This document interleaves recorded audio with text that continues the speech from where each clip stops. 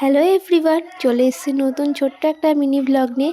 আজকে রেডি সেডি হয়ে আমি আর মা চলে গেছিলাম বাজারে। বাজারে ঢুকতেই দেখি বাজারটাকে লাইটিং দিয়ে কি অপরূপ সুন্দরভাবে সাজানো, আর দেখতে এত সুন্দর লাগছিল।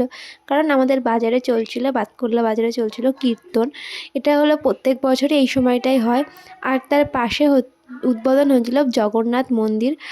তো এদিকে দেখো কীর্তন এখানে হচ্ছে। আমি বাজারে মেনলি গিয়েছিলাম হচ্ছে একটা প্যান্ট কিনতে, যেটা আমার মা আমাকে বার্থডেতে গিফট করেছিল, আর এই জগন্নাথ মন্দিরটাকে দেখতে আর ভগবান দর্শন করতে। তো এখানে ফার্স্টে দোকানটাতে চলেও এসেছি প্যান্ট কিনতে। এখানে অনেকগুলো অপশানই ছিল, বাট আমার ফার্স্টে ব্লু কালারটাই পছন্দ হয়েছে, এটাই নিয়েছিলাম। তারপরে ওখান থেকে আমরা বাজারের ভেতরের দিকে যাই।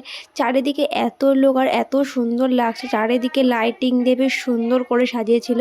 তারপরে একটু কীর্তনের ওখানে যাই, এখানে রাধাকৃষ্ণর মূর্তি ছিল, এখানে কীর্তন হচ্ছিল, প্রচুর লোক ছিল, মানে খুবই ভালো লাগছিল। ওখানে খানিকক্ষণ দাঁড়িয়ে থেকে আমরা চারিদিকটা ঘুরে দেখছিলাম। এইদিকে বেশ অনেকগুলো নাগরদোল্লা, তারপরে জাম্পিং, অনেক কিছুই বসেছিল।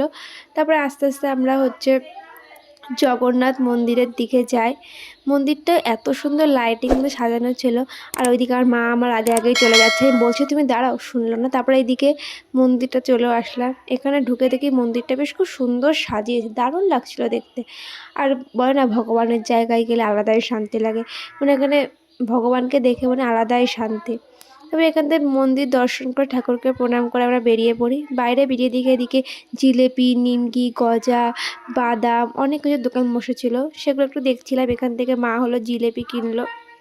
তারপরে সামনে ছিল একটি কাপ প্লেটের দোকান, ওখানে গেলাম, গিয়ে জিনিস দেখলাম, কিছু পছন্দ সেরকম হয়েছিল, বাট প্রচুর দাম চাচ্ছিল।